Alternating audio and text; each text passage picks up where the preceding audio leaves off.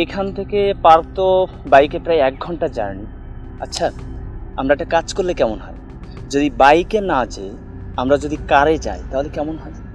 ওরে দুষ্টু, কারে গেলে যে ফিল্ডিং মারা যাবে তাই না? কিন্তু মিস্টার ড্রাইভার সাহেব তো লুকিং গ্লাস দিয়ে সবকিছুই দেখবে। তার মানে আমরা কারেই যাচ্ছি। শোনো, তুমি এটা নিয়ে একদম চিন্তা করো না। আমার একটা পরিচিত লোক আছে, বুঝছো? আমি ওকে রাতে টেক্সট করে রাখবো, ও সকালে এসে আমাদের দুজনকে নিয়ে যাবে। আচ্ছা ঠিক আছে, তুমি এখন বাসা যাও। আর শোনো, তোমার যদি কোনো টাকার প্রয়োজন হয় তাহলে তুমি আমাকে বলবে। আমার টাকা মানে তো তোমার টাকা। আর আমার কাছে টাকা চাওয়ার জন্য তুমি কোনো লজ্জা করবে না, কারণ আমি যদি তোমাকে টাকা না দিই তাহলে তোমাকে টাকা কে দিবে বলো?